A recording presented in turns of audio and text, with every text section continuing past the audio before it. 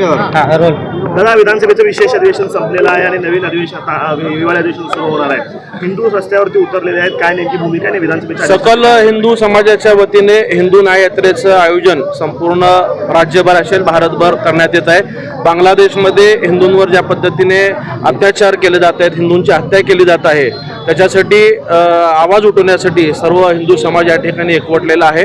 प्रत्येक शहरात अशा पद्धतीचं न्याय यात्रा आयोजन करून जिल्हाधिकाऱ्यांना निवेदन देण्यात येत आहे. आज नेमकं काय मागणी या निवेदनामध्ये करण्यात येते, काय संरक्षण मिळावं, हिंदूंना टार्गेट करून हत्या केली जाते, त्यासाठी परराष्ट्र खात्याकडनं बांगलादेशशी बोलणं करून त्यांना समज देण्यात यावी आणि आंतरराष्ट्रीय स्तरावरती चर्चा करून हिंदूंना संरक्षण मिळावे यासाठी मागणी करण्यात येते. अधिवेशनात आपण काही यासंदर्भात बोलणार आहात का? नक्कीच हिवाळी अधिवेशनमध्ये याबाबत बोलणार आहोत. हे करून कालचं जे अधिवेशन होतं ते विशेष अधिवेशन केवळ आमदारांच्या शपथविधीसाठी होतं आणि राज्यपालाच्या अभिभाषणासाठी होतं.